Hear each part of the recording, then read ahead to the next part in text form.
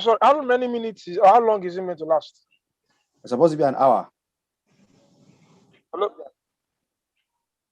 So that means we are finishing by 7:15. That it ought to be like that because people have a lot of things to do. Okay, I'm already live on YouTube. As you can see. Okay, good evening, everyone. Good evening. I am by name Pius Ijabula Papka International, the one that have fruit in Africa, branches in North and South America, Asia, Australia, Antarctica, and Europe. Viewers at home, today on the journey to source for a vaccine for poverty virus, I have seasoned men with me that are going to discuss on an interesting topic. They are carefully choosing to be invited to this platform, that they are going to give their verdicts on after independence. Is Nigeria still groping in the dark? That is a topic. It's a question. Looking at what has been happening in Nigeria and looking at what has happened before and what we expect to see, how things are going to be. Will it be for good? Or yet, are we still to expect the worst? But notwithstanding, I believe that the speakers that I carefully choosing in today's platform are going to do justice to this topic. So, don't forget to subscribe to our YouTube channel, Papka International TV, Facebook page, Papka International, Instagram, Papka International, Twitter, Papka Int. I'm your one and only boy, Papka International, the one that have roots in Africa, branches in North and South America, Asia, Australia, Antarctica, and Europe. As I welcome Sheikh, aka Sheikh. Sheikh, you are welcome on board. I want to start with you, Sheikh.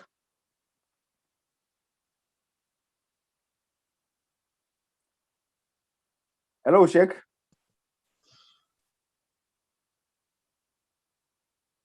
Is Sheikh here with me? Yes, I'm with you. Okay. I want to welcome you on board. Here with me, I have Busalami, Stephen Pepe, Sheikh, and Adekola tonight. So I want to start with Sheikh. Sheikh, what do you have for Nigerians on the topic after independence? Is Nigeria still groping in the dark?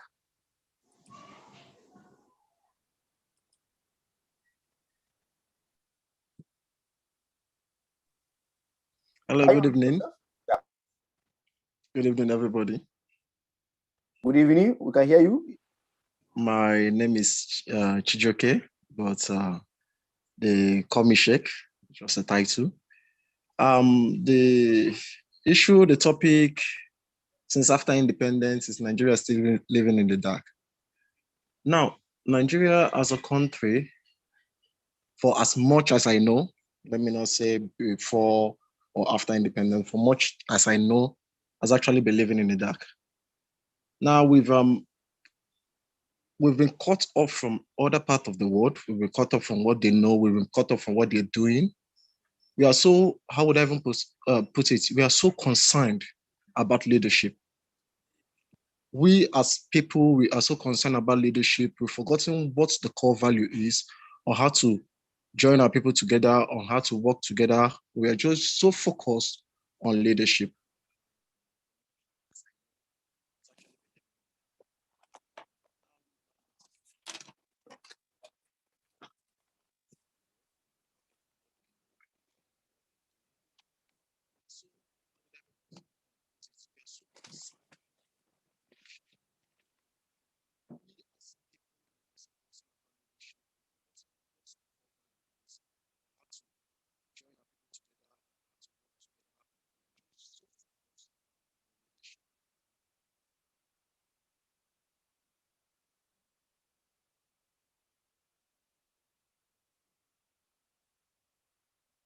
We're with you.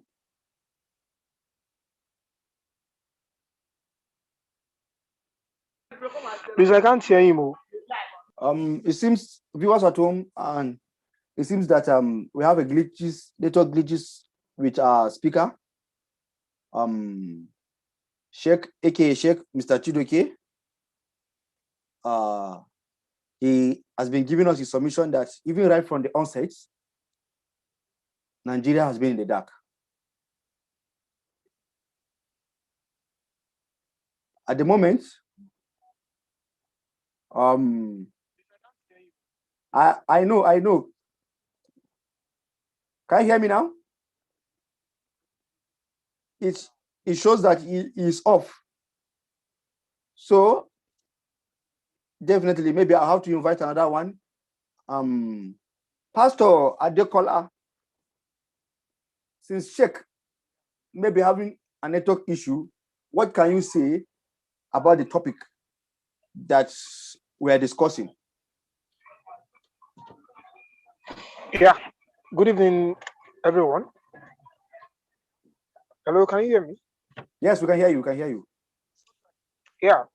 As Nigeria has been grouping in the dark before independence, I think I'm going to say no. Yeah. Before independence, I think things were okay, fine. Before independence, Nigeria was still under the British rule, and things were better. I think that brought about several of the high rise you have at Marina. In the south, we depended more on cocoa. In the east, I think more of rubber, and I think palm oil, if I'm not mistaken. And in the north, we had the granite and pyramid. And these resources they were more like blessings to Nigeria. That was even before the discovery of crude oil. So before independence, there was light. And I'm sure our founding fathers, maybe I'm going to mention Sardauna, Awolowo, Nnamdi Azikiwe, they had good vision for the country. They wanted the best for the country. Then democracy started. And then 66, the first coup d'etat occurred. And I think from there, everything began to nosedive. But I was fortunate to read a book as regards why the first coup occurred, written by Ben Bule. I've forgotten the title now anyway. And he said one of the reasons why Major Kaduna Nzogu had to... Hello, can you hear me? Yes, I can hear you. We can hear you. Yeah, he said one of the reasons why Major Kaduna Nzogu had to allow the coup to occur was because I wouldn't want to use the Hutu and the Tutsi in Rwanda. I'm not going to use that. But he said deliberately the minority, or let me not use one minority, those who were less advantaged academically were becoming their superiors in the army after they had all left the military school. So it was more like things were not working well. Then with the fact that even the politicians were not helping matters. So they did what they did. And I think from there, everything began to nosedive. And let me just say the darkness started. So pre-independent, and let me say we had lights. And after independence, after the first coup d'etat, then series of coups occurred, and then 99 democracy was restored. No ray of light. No ray of light at all. So I think on that, I think for now I want to stop so others can talk as well. Except maybe you have questions you want to ask, then I will respond. Okay, no problem. Questions will come later. Viewers at home, you have heard what Pastor Adekola said, that Nigeria, he started his own proposition from the coup d'etat of what has happened with Major Kaduna. Okay, I would like to invite some other people. No, I think so also I think Major Kaduna Nzogu, not just Major Kaduna Nzogu, there were many, but he led the coup. Yes. And I think and he had a genuine cause, a genuine reason why the coup had to occur. You understand? Okay. Fine. The coup to an extent, one way or the other, failed. Yeah, because they were arrested. What's his name now? Aguiyi Ironsi took over. Then I think from there they began to dismantle the regional government. Then states were created, and then we are here. We are now. So I think so. Then everybody now started depending on oil, and our over dependent on oil made our leaders to be lazy in such a way that the granite pyramid died a natural death. The cocoa industry, well, there's a cocoa house in Ibadan. It died. The eastern part of Nigeria, what they were bringing to the table, everything died. So the oil, even itself, to me, it's more like a curse than a blessing. So maybe I just needed to clarify more on that. Thank you very much. Okay, thank you, Pastor, for your submission. We are having Sheikh back on before I invite other people. Sheikh, can you come back? Thank you. I am back. I apologize for my network issue. I'm using a singular network. I don't have multiple. So anytime it happens like this, I'll go off. I'm sorry, please. Well, I heard what the last speaker was saying. Actually, what the last speaker did say. It's all boils down, as I said before, to leadership issue. Nigeria has never gotten it right when it comes to the kind of leaders they have. Let's use the word. We've been having leaders that are not Nigerian, if I use that language, but leaders that are core, should I use the word tribalistic? You tend to get Mr. A that is ruling, and the next person he puts maybe the people that are not even capable, but because they are related to him or they are related to somebody that is related to them and so on, and they put them. And the leadership boils down to even head of our organizations, like what do you call it, our parastatals and co. See, in Nigeria, we fail to look at one core area. We fail to look at one core area. Who are these people heading our respective agencies? Who are these people? We look at the ministers because we know, yes, these are appointees of the Federal Republic. The president appoints them and so on. But we fail to understand, we fail to look at, okay, now we've finished the ministry. After the ministry, let's look at the agency. Who heads the agencies? Now, for instance, this present government now, although it's is accusing the last government of doing the same thing, but this present government has an issue whereby majority of head of its agency are from the north, and most of the times, most of them are not actually Hausas, they're actually Fulanis and so on. So it's now bringing people that maybe are not capable, but because they are from the geopolitical zone of the leader, they appoint them to actually head most of these agencies. And you see that one, these agencies fail to deliver. This agency fails to carry out mandates given to them because one, nobody's regulating them. Two, they were appointed there because they have godfather or godmother who placed them there. So you see, those agency continues to fail. And when those agencies fail, you see that the head also fail because to be frank with you, the president is not the one heading the agency that handles the cleanup of Ogoni land. The president is not the one that handles NISRA, or so on. They have people that handles them. And when those people are not protective, it affects the system. And at the end of the day, it points out to the leadership. So I feel the leader should get people that are capable, not people that are related to them, but has nothing to offer. Now let's go down post independence. You see that the way Nigeria was structured, as the last speaker said, Nigeria was structured in a way that it would benefit regions. Regions were bringing things to the table. It was working. The region of the north, we are bringing, as I said, the granite pyramid and so on, other things, cotton. In short, the cotton industry, that's the textile industry, was booming because we had cotton from the north. And this thing was going on. Then you come down to the western states, you have cocoa, you have other plants, and you see every region was surviving on its own because they have a good structural leader. They have a good leader that is structured to make the country work. Now, leadership, as I said, someone now came in, now changed the whole idea. Now said, okay, this is not going to work for me. He's not even thinking if it's going to work for the country, but he's saying, no, this is not going to work for me. Let me do this system whereby I will be the president, the commander-in-chief of whatever.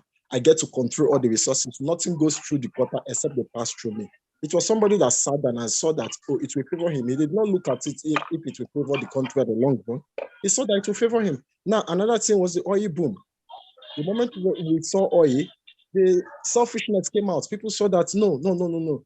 We cannot survive without this oil. So let's just make a uniform country whereby this oil will be in control of it, not minding that it is not even from our side. Now, that oil issue now came up, the leader from, okay, it is better this way. And some people, without even going through it, without even studying if it's going to work, if the system is going to work, agreed. And as the case may be, that is the same system we are suffering now, and that's the same system we'll still be suffering until we find a solution to this system. This system will not work for us. This system has never worked for us and can never work for us. Now, as a country, as people that are supposed to be leading us, I feel they should be looking for alternatives to this system.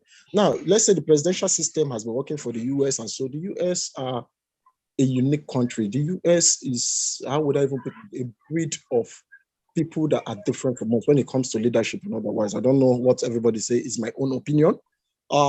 Different when it comes to ruling and so on. But for us, we tend to, how would I even put this? We tend to feel it's our birthright to rule.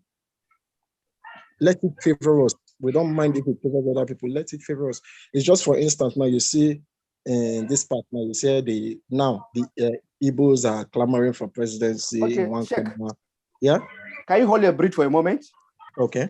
Okay, viewers at home, as you can hear, we are live with Sheikh, aka Sheikh Mr. Chidoke. He has been talking to us after independence. Is Nigeria still grouping in the dark? Number one thing, when he pointed out about leadership. And viewers have told that have been following me on this poverty virus in Nigeria. Today, Sheikh has been a new person and has pointed out something that one of the speakers, an engineer by profession here in United Kingdom, pointed out about Nigeria, that Nigeria need to form its own system. So, looking at two different people from two different regions, this person is in Nigeria, he has not met Victor Lee, and today he's saying the same thing. Does it mean that Nigeria needs a total overhaul? The question is for you at home. Don't forget to subscribe to our YouTube channel, Papka International TV. As I still welcome him back, Sheikh, you're welcome back. You can continue. Okay. As I was saying, okay, from your question, do we need overhauling? Yes, we actually need overhauling. We need overhauling. We need a system that works, not a system that favors a particular group of people. The presidential system of ruling does not work with us. It is not a system that is good for us. It is an expensive system to run. As you can see now, we are broke. Whether we like it or not, Nigeria as a country is broke. We cannot continue to run a system that is only concentrated at the center. We need to let other regions run their own and see how things work from there. Even the democratic system that we are copying, we are not even doing it well. We are not doing it well. Our leaders are only focused. Okay, let's take for instance the confab issue they had, I think before the last government left, Goodluck Jonathan.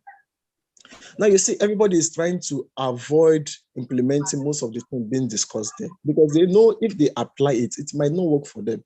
The system whereby we are practicing is favorable to them.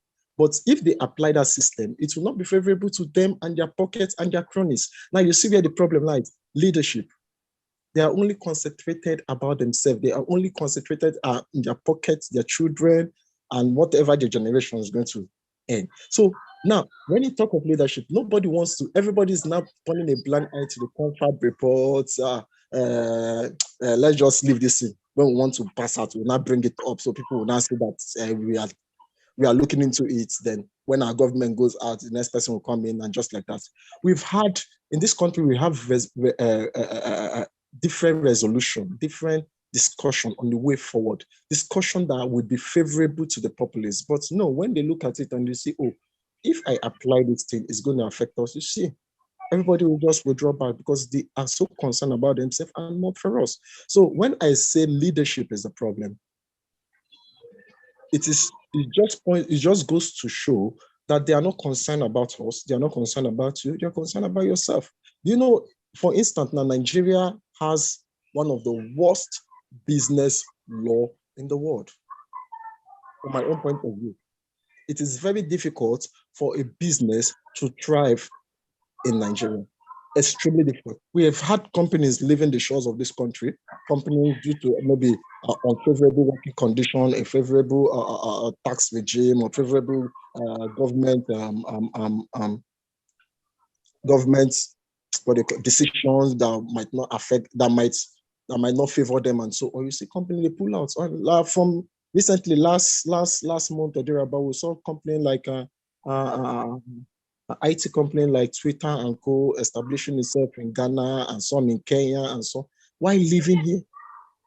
They know, yes, good. Here we have the market, but the government decision, the government when it comes to business is not favorable. So they prefer to go to another country, do the business, and bring the stuff here.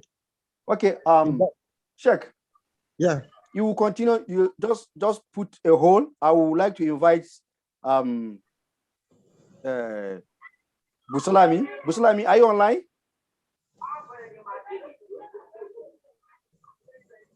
Busalami, hello. Yes, good evening, everybody. I'm actually online, but I'm in the middle of something. So okay. Please, can you excuse me for now? Okay, no problem then. That's it. So definitely then I'll have to allow you to exhaust what you have then at the moment. Check.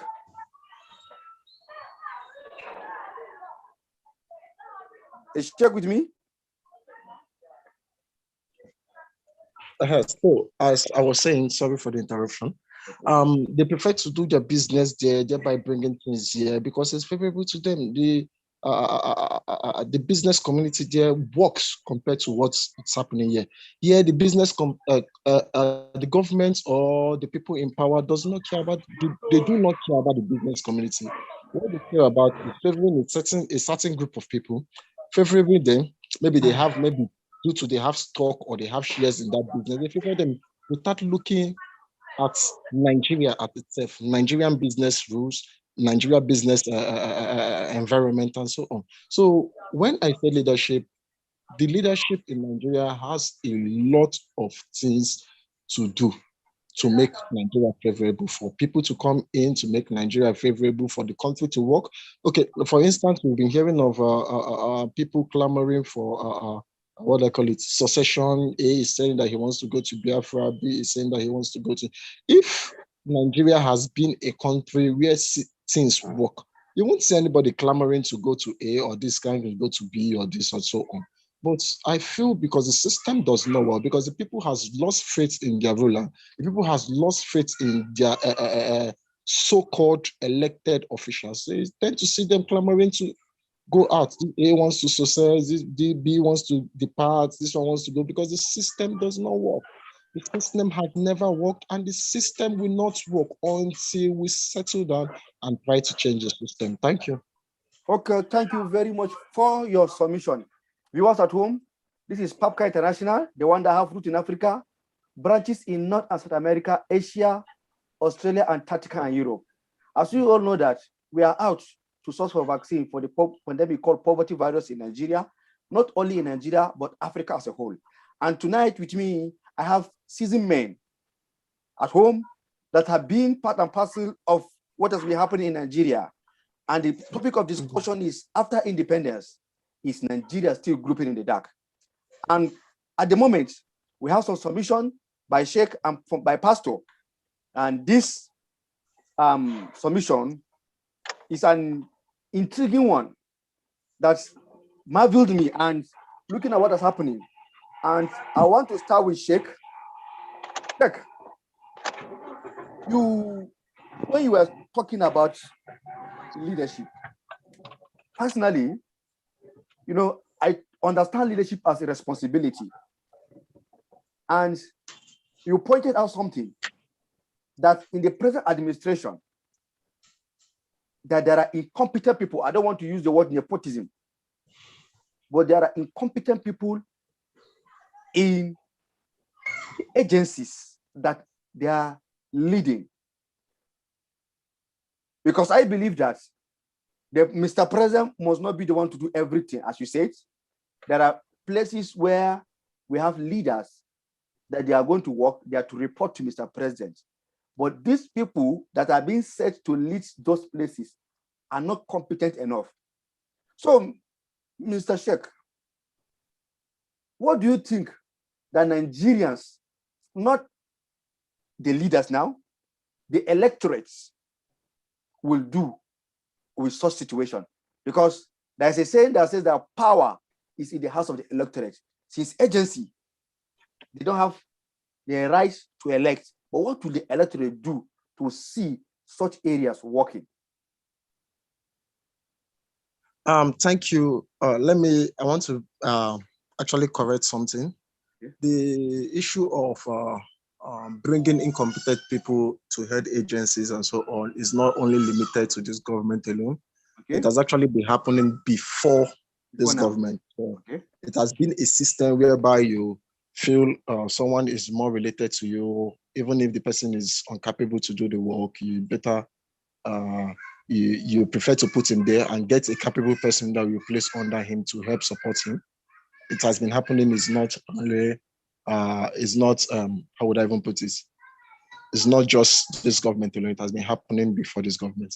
Now, the problem here is the electorate. What would the electorate do in such a situation? Now, the electorate, if you bring out 50 Nigerians, let me use the word, okay, let's make it 1 million Nigerians and ask them, bring out like five agency of the government. Let's take, for instance, NITDA, NCC. Okay, let's look for the popular one, NCC, FIRS, and so on. And you ask that 1 million people and say, who are the leaders of this agency? Out of that 1 million, maybe 2 or 3 will be the ones to get the names of either 2 or 3 of the heads of those agencies. Now, the thing we fail to do in Nigeria, we fail to, when it's just the president, we just focus on the top. The president, the vice president, the speaker, the senate president, and those principal officers. That's what we face. Most people don't even know the PAMSEC that runs these agencies, because those are career civil servants. Those are even the core civil servants, not even the ministers, the PAMSEC. Most people don't know the PAMSEC that run this government agency. Most people don't know the director generals or the executive secretaries that run these government agencies also. So the thing is, what do? We have to be more aware about appointees and those that they are bringing. Most of the times, I remember while I was growing up, I tend to say, but news will just come out, the federal government approves Mr. AAA or Mr. BBB to head so agency A or agency B. I don't know if you understand. Yes, but you see, it ends there. They just tell you Mr. A, bring Mr. B to, there is no Senate, what do you call it? No Senate screening of these persons. No, I've never seen anybody that they say, okay, this is the person, and they say, okay, there's a live committee screening of, let's say, CAC boss, the whatever of CAC, or the one of NCC. I've never seen any. It just ends with the minister and what's Minister of State and Senate screening. That's where Senate screening ends. So people don't know. People only know the ministers that head these agencies or that head these ministries, but don't know the people that head those agencies that are responsible, because the agencies are even closer to the people than the ministries.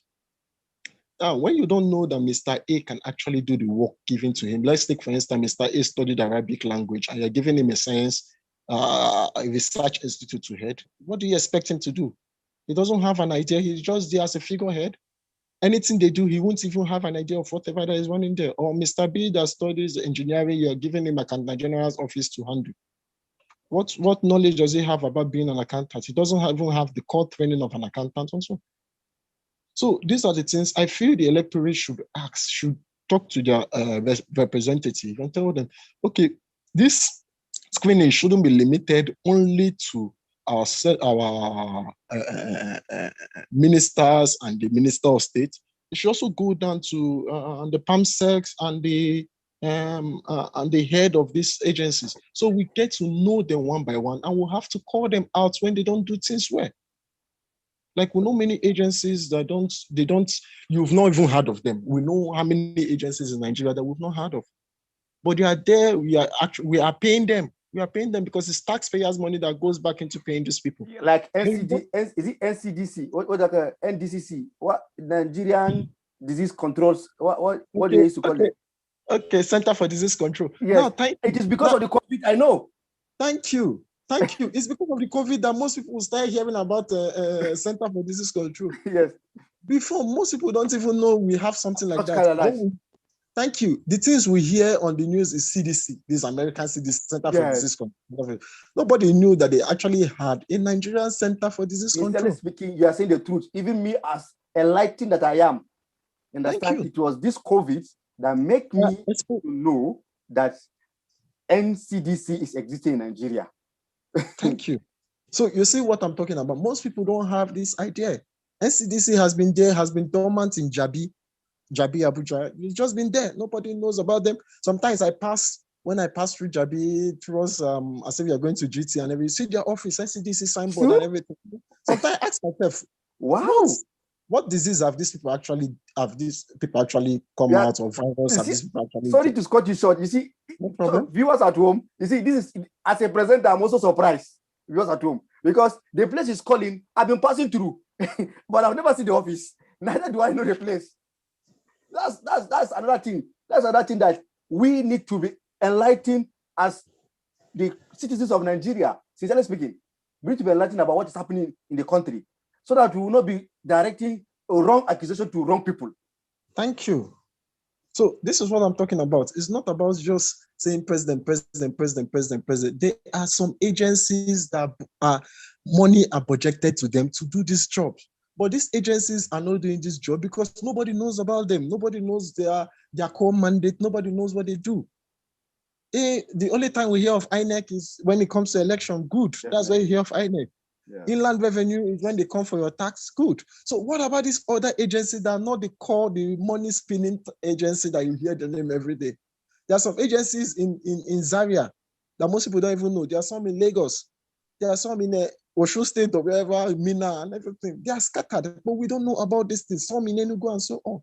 These people they are established to carry out a certain, the government will not see, the president is not that I'm trying to support or against, but the president will not come down to your house and tell you, oh, you want to produce, for instance, you want to produce spices from this thing and you're looking for how to get spices. And the president will not come down and tell you, okay, Mr. A, you have to go to so agency that will help you with this. No, you have to know about this thing. And this thing has to come from us. We need to make our representative in the House of Assembly, in the Senate to be aware. We want to see these people screened. Anytime the president is appointing Mr. A to head agency, we want to see him, we want to hear, we want to watch him live. We want to see what he has to bring to the table, what he is bringing to the table. Whether we like it or not, Mr. A, Mr. B, Mr. C is still representing, he's working for us because we are paying him through the taxpayers' money. So he's working for us. So we want to know who is working for us. I really appreciate this exposition you said. Yeah, sorry. We've had incompetent people running government agencies, running government office for a very long time. There are some that would have called, bring them out and everything. But, you know, when you want to bring somebody out, you need to have core, what they call it, evidence to back your points. That if they say tomorrow we're going to court, you bring the evidence and say this is the evidence. But there are so many of them like that. They don't do anything. They are just siphoning money. They are siphoning money. If the EFCC is serious about its job and said, okay, this time we are going after ministries and parastatals and head of agencies and so on, you will see a lot of things that we are not talking about, a lot of things that we are dodging out from, a lot of incompetent leaders heading these respective parastatals, a lot of incompetent leaders heading these agencies. You will see many things will be exposed. If I am the EFCC boss, sorry to say, this is what my anti-corruption fight will be channeled to this area, because these are the people that get closer to the common man. These are the agencies that the common man can walk into and say, oh, I'm starting a business, so I need advice. These are the same agencies the common man will say, oh, I need a grant to go. I heard government is the president of Muhammadu Buhari is putting out 20 billion naira for small businesses. So, okay, I want to start a business. How do I go about it? These are the agencies that are closer to the, do you know, as I'm talking to you, there are some agencies you cannot walk into. What? Yeah, there are some agencies you cannot, in short, from the door, the security will turn you back. This is serious. You cannot just walk into. Go to SEC and see the way they will ask you question, ask you why you're looking for, what is your mission, you're doing, blah, blah, blah, blah, blah. These agencies, you're supposed to have, there's something called an easy access to these places. You're supposed to have easy access. You're supposed to come in and tell them, oh, I want to see this place. I want to know about what you do in SEC or NNPC. I want to know what you do in NNPC. And they say, oh, there's a library or there's a system or there's an office that will give you the brief on everything. You're supposed to have a free entry and easy. But there's so many agencies that you cannot enter without having somebody inside that will come and clear you outside. But it is not supposed to be like this. These agencies were developed for me and you. So you see where the problem is. It's developed for me and you, but we cannot have access to this because of the way this system is being run. So I feel when I talk of incompetent leaders, I'm not just talking about the presidency. I'm not just talking about the speaker of the House or the Chief Justice of the Federal Republic of Nigeria. Also, no, I'm not talking about them. I'm talking about the leadership. This one that runs this office is closer to us. We need to have a system where we tend to know them, where we have a say to their appointment and so on. So until we start having total control, we start having say, we start having decision to say, oh, this man, oh, I watched his screening yesterday. Oh, this man is not good. He cannot do what is in what do they call it? What is in research? He cannot do what is in petroleum. He cannot do what is in agriculture. So there is no need. Your rep cannot say, okay, oh, my people is not in support of you. You cannot do what is in agri. You don't have a plan. You cannot do this. Until then before you now say, oh, okay, this man can run it, oh, he's good. Not minding if he's from the north, if he's from the east, if he's from the west, but looking at him, you say, oh, yes, from his speech and from what he has and his track record, you can see that, oh, this man can perform. Then that is when we can start getting it right. We need to start from the ground and work our way up. Okay, I'll still come back to you in a few minutes that we have. Pastor Damilola Adekola, are you with us? Yes, I am. Okay, we have had AKA Sheikh Chidoke or his own submission. When you are presenting to Nigerians about after independence, is Nigeria still groping in the dark? You say something. You say the oil well, the black wealth, the black gold in Nigeria is a cost to the nation. Can you expatiate so that the common Nigeria and the electorate will understand what you are saying and try to give us some instances in which these goals, black goals, will no longer be a cost to us? Thank you very much. Sheikh also has actually said a lot of things about some bad leadership. You know, like I said, the moment oil was discovered, it actually made our leaders to become lazy. They can no longer think out of the box because they know there is one money making venture that they little stress, plenty money, whereby they come to the center to share and also loot and keep amongst themselves. You know, and it's also a cost because even the owners of this oil are suffering. You know, when you speak to an average South guy, it tells you about how their land had been, what kind of trying to find the right word to use now. Their land is no longer good for farming, is no longer good for fishing, which is even their core career because of oil spillage here and there. You go to several of these communities, they are not even developed. I've been to some part of the South, and I'm like, wow, this is even the golden man that is laying the egg for Nigeria, and look at how impoverished they are. So it's also a cost in that aspect. But the basic thing is this: imagine Nigeria does not have oil. I'm sure several governors will not be running to Abuja every month to collect allowance. Yeah. You know, it pains me. I feel bitter when I hear some governors can't even pay complete salary. It pains my heart. Every region in Nigeria is blessed with one natural resources or the other that is enough to fetch us money. But because the oil is there, they just don't want to tap into it. Now fine, if you go, okay, let me use, okay, go to Osun State. Osun State is blessed minus the green land in the southwest here, for farming and the likes. Osun State is blessed with nature. As in, the state is blessed. You have the Oromiyo staff, you have even their rivers, they have historical records. You have the Erejesha waterfalls. When you go there, it's like an eyesore. You get? Yeah. These are places that can actually bring about wealth for the nation. But because every governor feels at the end of the month, I'm going to get a federal allocation from Abuja. Now, and this is a state when you go to, there's practically nothing there except you go to the state capital. Even at the state capital, maybe you're talking about the banks, maybe a garment factory. And you can't even pick about 20, 30 companies there. So you now wonder, where are they going to get IGR from? Whereas they've got things they can do that they can develop that can actually bring about the right wealth. So you can see how the oil has actually been a cost. It's also a cost again because I know during the last regime, amnesty was provided, and then so many of these guys were even asked to travel abroad, and so that they can become better people. And then while the last administration was running, some students were there, and the moment this government came on board, we were told they are no longer paying for them. Can you now see the oil is a cost? Now they keep telling us, oh, we are into subsidy, we are doing this, so this and that cannot happen. So the oil is more like a cost than a blessing to Nigeria. It's a cost.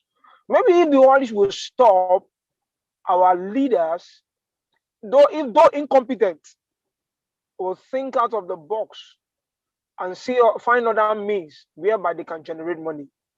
Someone once said in my office some days ago and said, imagine Lagos State is not a place of commerce. Lagos might not be different than several of these states we're talking about. And that's the truth. So I think, I know you're talking about the electorate, even as you're listening to us, let's start, like Sheikh said, if anybody is going to come and take any elective position or even maybe appointment, we need to screen them. Are they actually competent for the role they want to take? You get?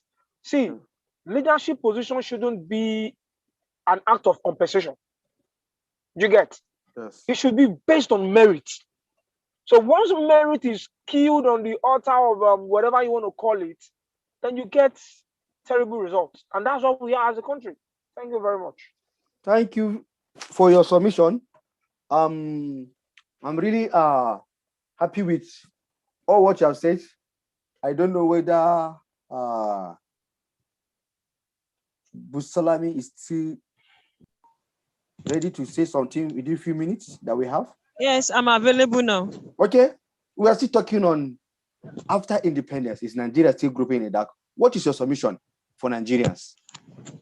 Okay. Good evening, everybody. Good evening. If I should get the discussion right, like it's more of a question that since independence is Nigeria still in the dark, right? Yep. Hello, sir. I can hear you. Yes, I'm with you. So the question is, since independence, have Nigeria ever seen the light, or if we are still in the dark? Yes. Okay. I think that's somewhat funny to me, and funny in that, to start with, what does being in the light means to an ordinary Nigerian? Like, what does it mean to be in the light? Or what is a Nigerian's definition of light? And I'll start by saying that if you ask an average Nigerian, even me, as enlightened as I seem to be, ask me what is a Nigerian dream? I don't know. We don't even have a sustainable or a well-defined foreign policy, not to talk of national interest. Oh, sorry, we don't even have a well-defined national interest, not to talk of foreign policy. And you know that every country's national interest is what drives their foreign policy. So if a country does not even have a well-defined, well-structured national interest, then how do they plan to drive their foreign policy. So what is the Nigerian dream? It is when we even know the Nigerian dream, then we can start talking about if Nigeria is still in the dark or in the light. Because if you're asking that is Nigeria still in the dark, that is to say that we've once been in the light, and maybe somewhere along the line we deviated from the light, and now we are in the dark. So how do we go back? Or we are contemplating if we are still on that part of light. So for me, I would like to start by saying that what is the Nigerian dream? Do we have the Nigerian dream? If we have the Nigerian dream, who defined it? Who structured the Nigerian dream? Who are those people that sat down to say, okay, this is the Nigerian dream? Fine. I know people would say that Nigeria is still young as a nation and every of that, which is quite all right and fine. Yes, we are still young as a nation. We should not compare ourselves to the advanced countries and what have you, because they've been independent, they've been practicing XYZ system of government, they've fought wars, they've done this and that. Good. But as at the time these countries were almost 100 years, or as at the time they were 50 years of independence and above, they already had a vision. There's a vision and there's a mission of what they want their country to look like, of what they really want their country to be. So Nigeria is not even on that part. And for me, I find it I don't know, like I find it funny, so to say, when some people try to gaslight people who are leaving the country or who feel their dreams cannot be met in the country. Everybody wants a greener pasture, like everybody wants a better life, a soft life for themselves. And if I think I don't have the opportunity where I am, I'm free to move legally, right? Yes. So for me, I think getting to know the Nigerian dream is the most important thing for us. Like, okay, what is the Nigerian dream? Who coined it? Do we all agree to that dream? Or do we all want that dream to come to reality as Nigerians? So I would like to stop on that. Okay, thank you very, very much. Viewers at home, we had Busolami on her submission. What is the Nigerian dream? That's a question. Maybe in our next show, we'll talk about it. What is the Nigerian dream? And if you know who coined the Nigerian dream, this is the question that yet doesn't have answered by me, nor by her. And I doubt even the leaders have the answer to it. So tonight, I really appreciate each and everyone that have made himself or herself available to the TV show of PAPCA International, Poverty Virus in Nigeria, as we try to source for vaccine. After independence, is Nigeria still groping in the dark? Don't forget to subscribe to our YouTube channel, PAPCA International TV, our Facebook page, PAPCA International, Instagram handle, PAPCA International, Twitter, PAPCA Eat. I remain your humble boy, Pius Ijabla. PAPCA International, the one that have roots in Africa, branches in North and South America. Remain blessed as we give you more